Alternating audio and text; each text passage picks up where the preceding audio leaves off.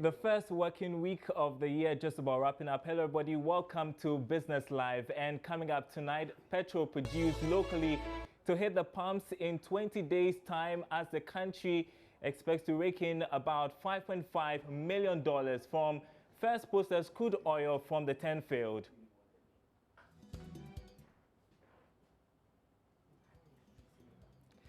The Chamber of Petroleum Consumers Ghana calling for fairness in the deregulated petroleum downstream market to protect the interest of consumers. Also coming up, Stanbic Bank has denied assertions that negligence on its part could have contributed to the recent fraud scandal involving a female staff. My name is Darryl Kwal. Thanks for making a date. I'll have the details in a moment.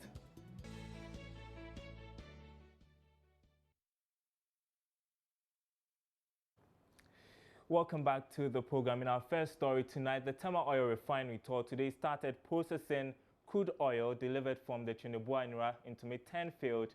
The process, which is expected to be completed within 22 days, will see petroleum products produced locally to be marketed at the pumps for the first time in Ghana. In Ghana's history. This was disclosed to Joy Business by the manager of the Residue Fluid Catalytic Cracker Unit of TOR, Emmanuel Dako, in an interview at the company's premises at Tema.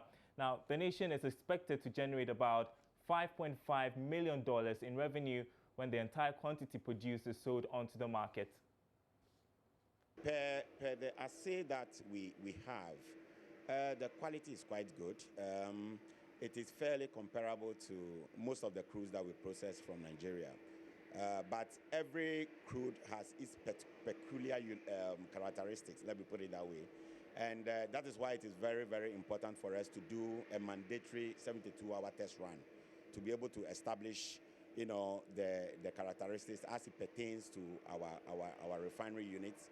And then we'll be able to talk about it fully in terms of quality. And we can also be able to compare it fully with the other crudes like Bonny Light, Brass River, and then Kwaibo that we normally process from Nigeria. So we're hoping that from probably Wednesday, Thursday going, we'll go through a mandatory test run. And there we're going to assess the crude in terms of yields and also in terms of quality. We want to be sure that all the various products that we're supposed to get, we are getting them in their right quantities and volumes, and then we are also getting them in the right quality that has been specified. We are expecting to get significant quantity of LPG, gasoline, aviation turbine kerosene, popularly called jet fuel, and then we're also expecting significant diesel from it. And then the residue that will be coming out, we expect it to be very good, very naphthenic and paraffinic. That will be well suited for RFCC operation. We believe that when we take it to the RFCC unit, we are going to crack it further with the use of a catalyst and then get significant volumes of LPG and gasoline, which will meet our national and then probably our international specs. So averagely, you've mentioned all these fuels that we are going to get from the crude, but averagely, how much revenue is Ghana, likely to generate from this? Oh, per our current scheme of things, I can say on top of my mind that per 1 million barrels that we are processing, we are expecting to rake in a gross revenue of about $5.5 million. We will pull out our cost of operations and cost of personnel, and running costs and other few things from it. But we are sure of getting a gross revenue of about $5.5 million out of it, and that is good. Well, my colleague Ebenezer Sabute, who was at the refinery, now joins me in the studio. Ebenezer, so first day of production, set the scene for us. Yeah, Darryl, actually when I got to the Tema Refinery, as usual, we were hearing the noise that was coming from their machines, and yeah, so we quickly moved into the management, and then we started to explore what was happening there. And so there seems to be excitement in the air, because this is the first time we are processing our own fuel, our own crude actually, crude from the 10 fields. So there's so much excitement in the premise of the Temaoyo refinery, and even outside the premises, you could see people moving about, and you could see that yes, it's like people are so optimistic that Ghana will work again. We are processing our own crude. And we can understand the excitement. Take us through the processes till when it gets to the market. When does it get onto the market? Okay, this product actually will get to the market in about within 22 days, because it's now going through turnover process. From there, after they are done within 20 days, they will deliver it to BOST, that's bulk oil storage transportation, and then they will give the Temaoyo refinery a go ahead to deliver it through its machines again, and then straight to their strategic tanks within the country, across the country. They have one at Buipe, they have one at Akosombo, and some other parts. So from there, the BOST will decide whether to sell it to the OMCs or they will still keep it for state use. So it will depend on what BOST will All right, so what can you tell us about the quality of fuel being produced? Very good. The quality of fuel has been one of the issues for the past 3 or 2 months when we held the dirty diesel report. So I asked about the quality of our fuel, and it tells me that it's a good quality as compared to other fuels that comes from Nigeria and other Arab countries. Our fuel is one of the best. All right, Ebenezer Sabute, thanks very much for giving us that update. We want to go on to Skype now and speak with the Executive Secretary of the Kumasi Institute of Technology and Environment in the person of Ishmael Ejekumhene. Thanks for your time this evening. As you heard, lots of excitement about the processing of crude oil. Tell us about the expected economic impact and how significant that would be. Well, let me your viewers. In terms of the economic impact, it really doesn't matter whether the crude is coming from Jubilee or it's coming from Rotterdam. I guess the bottom line is that what your story didn't tell us, it's how much it's costing them to take the 1 million barrels of crude. I don't think it was sold to them in cities, so obviously we will have to pay for that.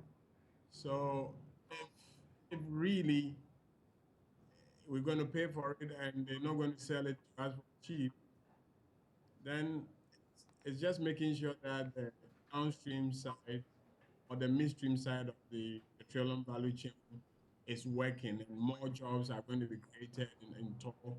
And then we're able to see the entire value chain of petroleum as are working.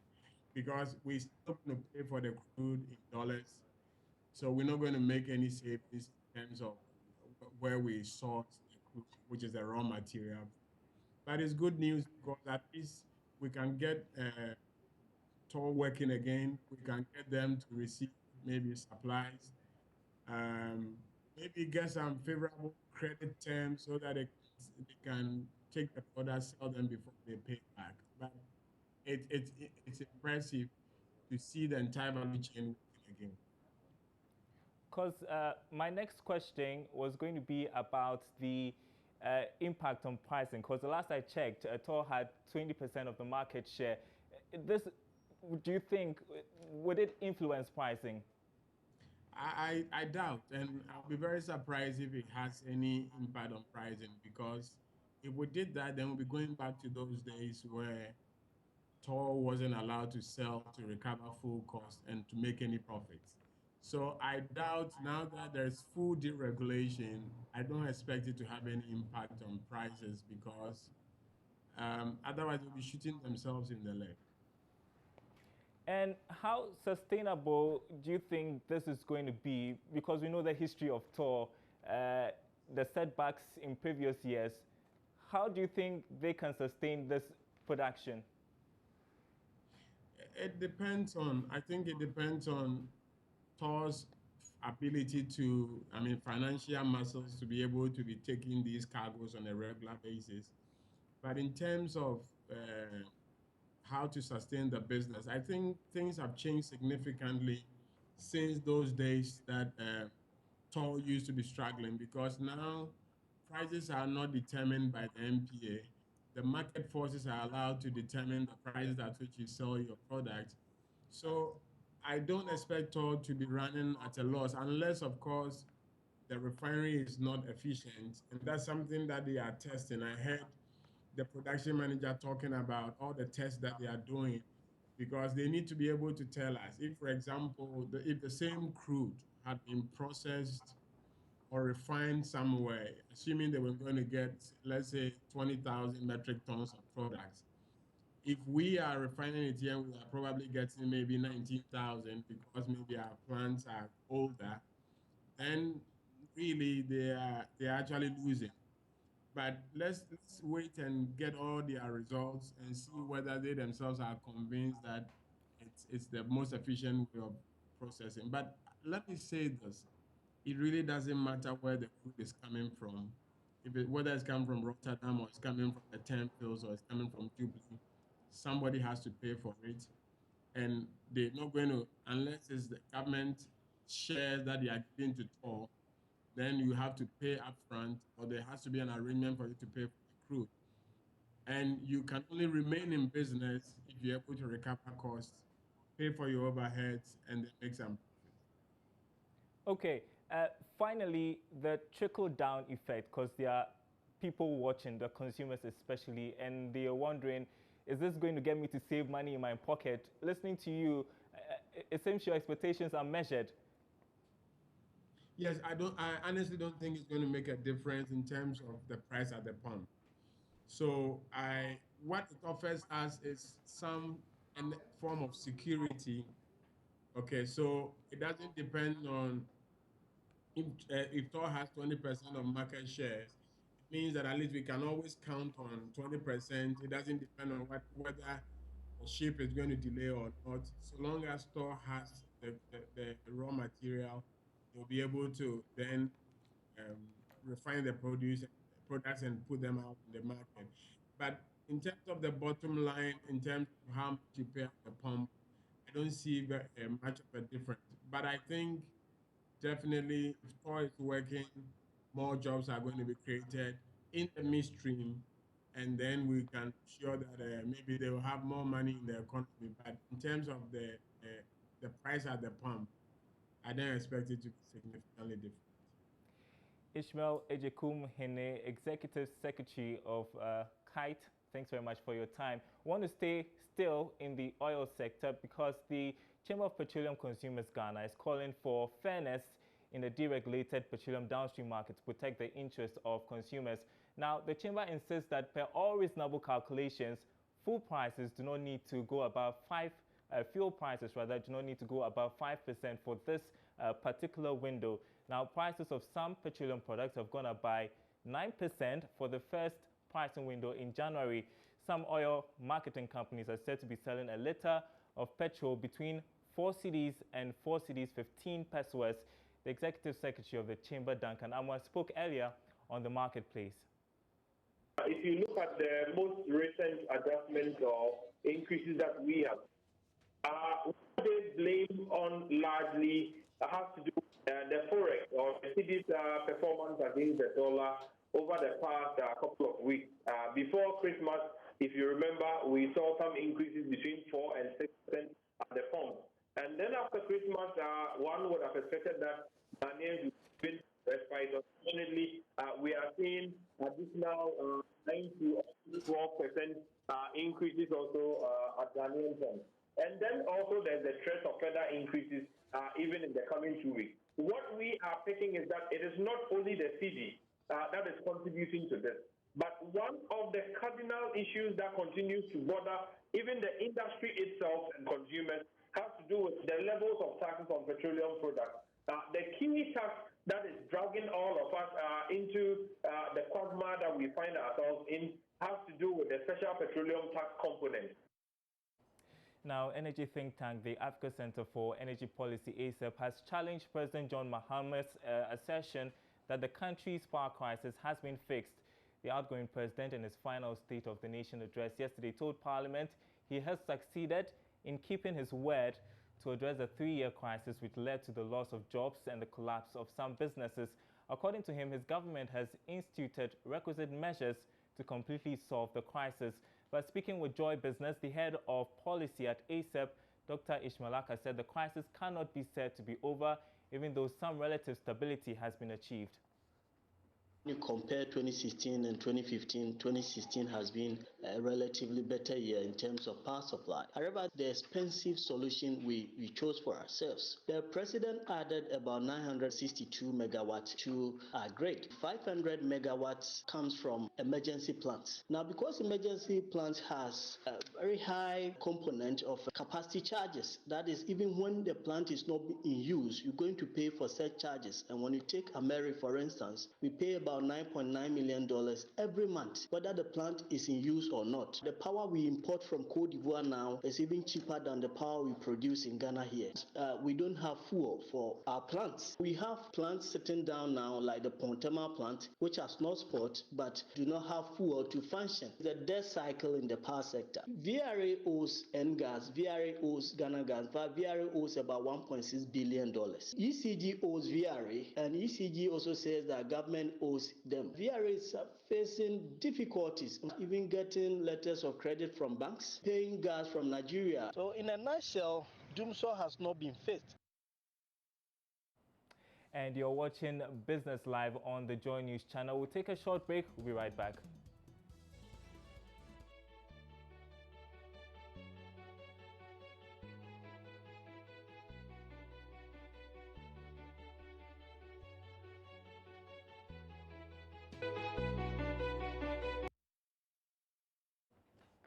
Time now to bring you our interview of the day. And Stanbic Bank has denied assertions that negligence on its part could have contributed to the recent fraud scandal involving a female staff. The sales officer, Martha Machi, allegedly duped about 70 customers to the tune of over 900,000 cedis by issuing fake receipts at the Tema Community 1 branch. She has since absconded and declared wanted by the police. Now, the bank insists it expects the incident to rather boost customer confidence in its operations, mainly because of the mechanisms instituted afterwards. Speaking with Joy Business, the head of marketing and communications, Marco Afajinu, said the bank cannot be blamed for the development.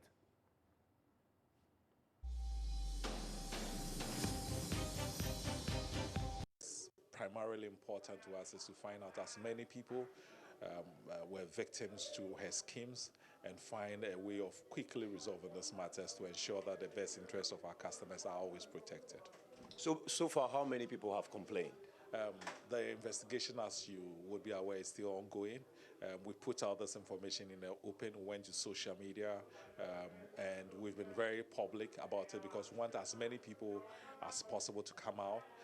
We have on record, the number is still going up, but we have over 70 people who've reported that they had a certain relationship with her, which was outside the confines of our normal banking, and which opened up the opportunity for them to be swindled. So the 900,000 Ghana cedis we know right now is likely to go up if a number of people come forward as well. It could go up, it could go down. So what it is that we are asking everybody who has any evidence of some sort or who's been dealt with her to come forward and let us know what the relationship was and find a way of addressing it. And so far we've had quite a number of people come with some documentation because there were a number of fake receipts and fake documents that she had given out to them. And how far has investigation gone? So the police are on it. They've been very thorough, they've been very comprehensive, and we also need the support of the general public to be able to locate and find this lady. Has it affected your operations in any way? Definitely no. I mean, we decided to put this out in the open. That's the side that a lot of people forget. It is not a fashion. I guess that it's been used because we've done something which is very different from what a lot of the industry now. And the reason for that is to protect the interests of our customers.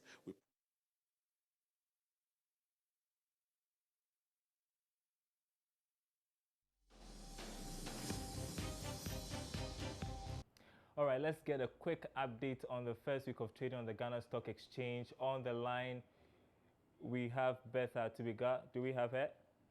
Yeah, we've lost Bertha to be on the line. We have to wrap up the show. Before we go, a quick recap of our top stories.